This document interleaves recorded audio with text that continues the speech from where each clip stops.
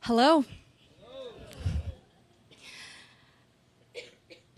I am absolutely honored to be presenting here tonight in front of a wonderful audience.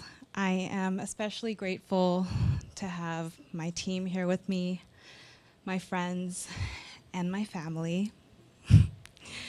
And I really want to thank you, Winston, for holding such an incredibly powerful space.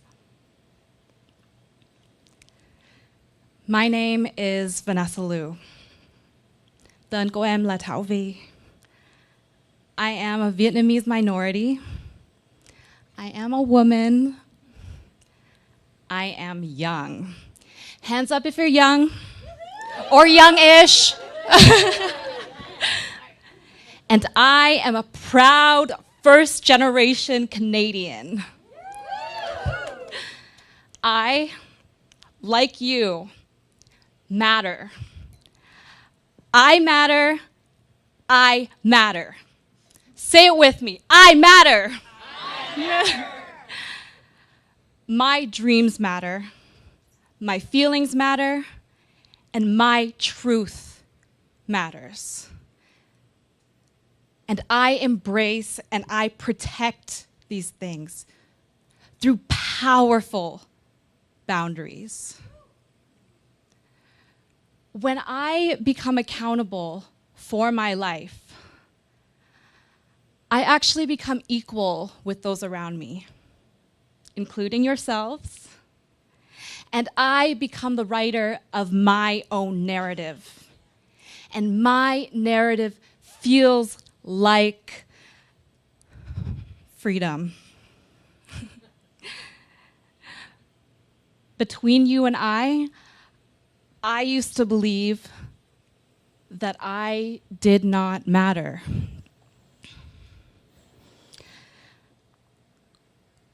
Growing up as a first-generation Canadian female, an only child, and the first grandchild to be born on my mother's side, no pressure at all,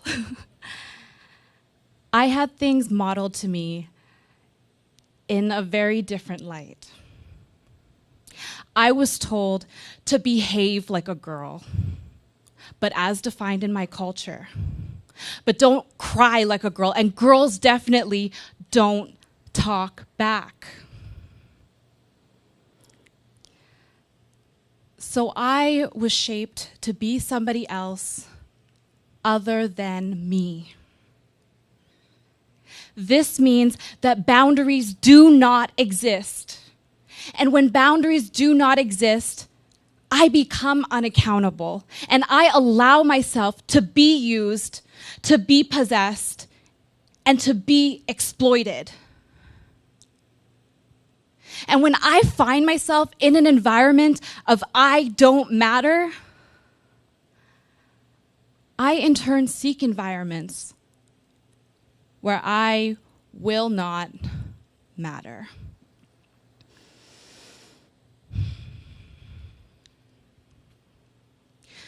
So my search, it began in high school, and I sought a relationship that would support this very belief of I don't matter. And what am I when I don't matter? Anyone? Nothing. I am unaccountable. But what does unaccountability look like in my relationship, and how does it show up in my life?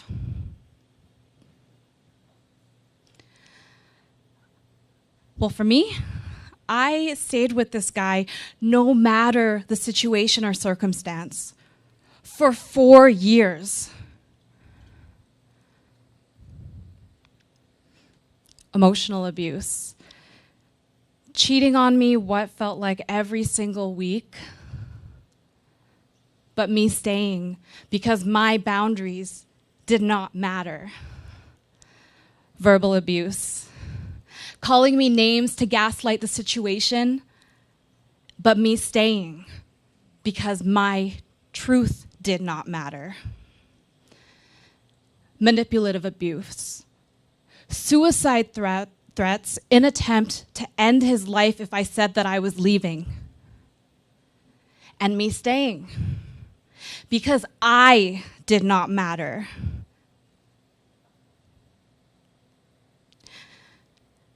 And I believed every single bit of it because this environment supported my belief of I don't matter.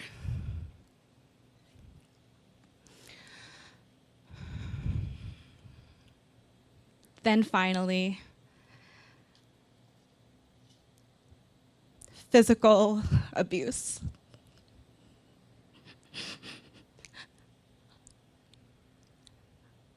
I was 19 years old when we were out downtown one night in Victoria.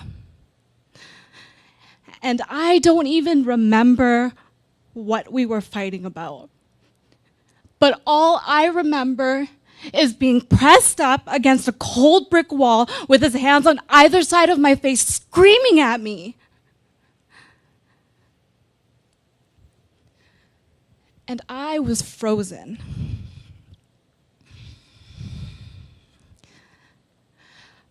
But then something really amazing happened.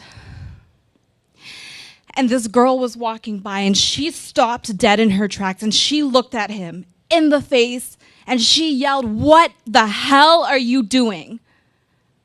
Why are you touching her like that? Why are you talking to her like that?"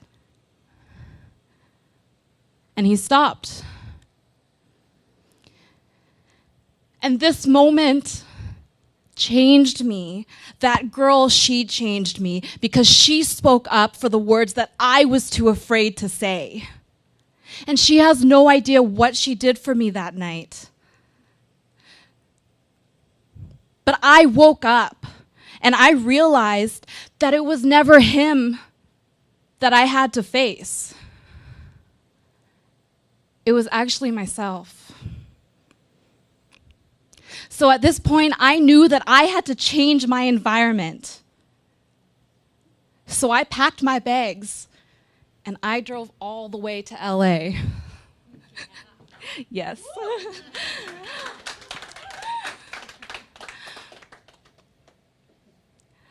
So I'm 19 now and I am living in the city of angels. I mean, it felt good. I woke up to the sun every morning and I would run into the ocean with the sand in between my toes. And I felt empowered. I felt courageous. And for the first time in my life, I felt free. But just because I had changed my environment, it did not mean that I had changed. And it wasn't too long before I was about to find myself in a situation of sexual abuse.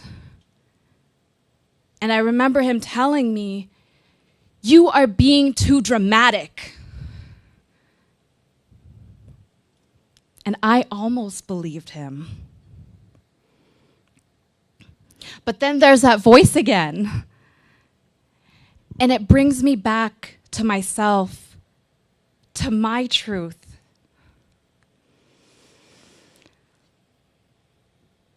At 21 years old, I find myself in Vancouver, BC. And all I'm thinking is, what are you going to do differently this time? What is going to change?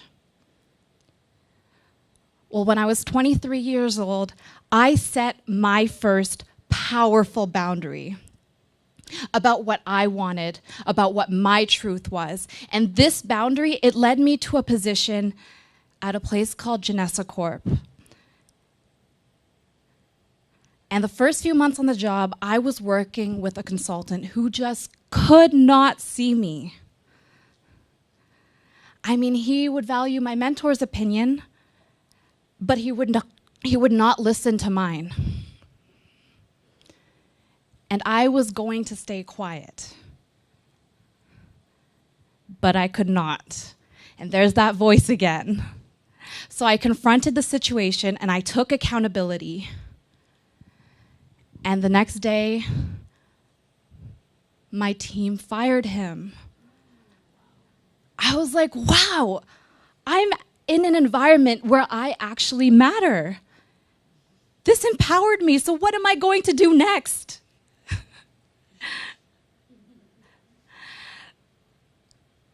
At the beginning of 2018, I had developed a networking event. And this networking event was supposed to have about 10 to 15 people. I invited my team, my mentor, and we were all sitting upstairs, and I'm waiting for these people to come in. Not one single person shows up. 0. I'm like, okay, I'm done.